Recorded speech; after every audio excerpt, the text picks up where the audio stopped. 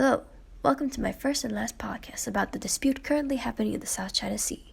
The stakeholders that I am reporting about is the Philippines, but besides them, there are four other stakeholders: Vietnam, China, Brunei, and Malaysia. The Philippines want to expand their South China Sea territory as any of the other stakeholders would. Now, the conflict that is preventing this from happening is that China wants to claim the majority of the South China Sea territory. Later in this podcast, we will be discussing the full conflict and the possible solutions to this conflict. The first thing we are going to discuss is the problem itself. Why is the South China Sea in a dispute in the first place? The South China Sea is shared between Vietnam, Malaysia, Brunei, Philippines, and China. They all have their respective territories in the sea, as you can see in the map, but China wants more. They have been going to each territory and monitoring the fishing boats. So, China is now proposing that they should get the area within the 9-dash line on the map, which is the majority of the South China Sea, because in the historical records, they are supposed to own it. The 9-dash line covers almost all of the Vietnam's territory due to the fact that their land is right next to China. It also covers the Philippines area because China wants the Philippines to use the sea territory outside the South China Sea. Another problem is that it covers all of Brunei's territory and Malaysia's territory surrounding Brunei. Now, Brunei is covered in the 9-dash line because it is in the coast surrounded by Malaysia, and this gives it a big disadvantage because if the 9-dash line is approved, then they won't be able to use any sea territory. Right now, they're cooperating with China to get as much oil as possible in the sea before it runs out. This cooperation will also help China look good so that the other countries will think of working with them as well. Right now, the United States of America are trying to persuade the bigger countries, like the Philippines, Malaysia, and Vietnam, to not approve of China's plan. This is why China is currently cooperating with Brunei, because Brunei isn't being focused on to be dissuaded from the China deal. Since Vietnam, Malaysia, and the Philippines don't want to cooperate with China, they are currently in a state where a bit of their territories are overlapping with each other, and they are sharing those overlapping lands.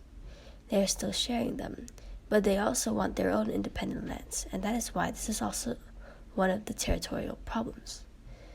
Thing is, they have to deal with China's 9-dash line dispute first if they want to focus on anything else, because China won't stop trying to convince them to allow the 9-dash line.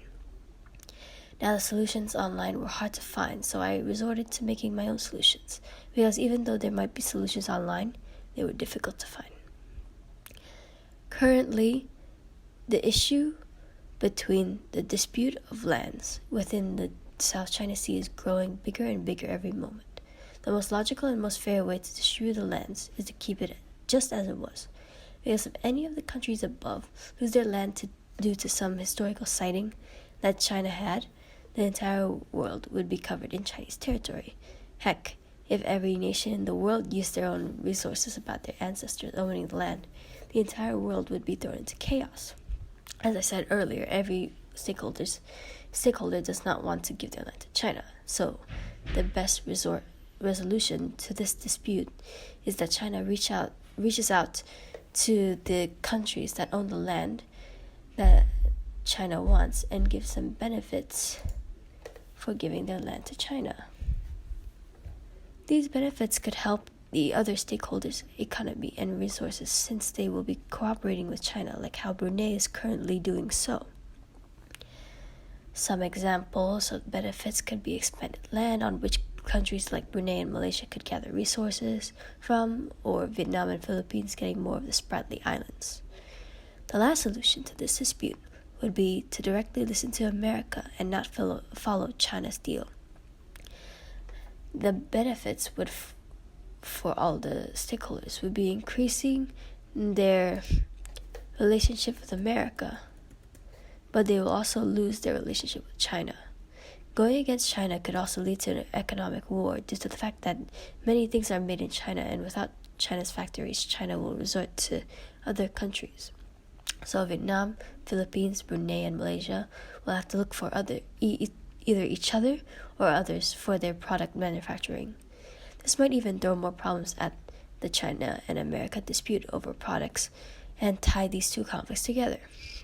This will also cause a rift in the South China Sea relationship as a whole, and might even isolate China from these stakeholders, resulting in an increase of possibilities for problems even at war.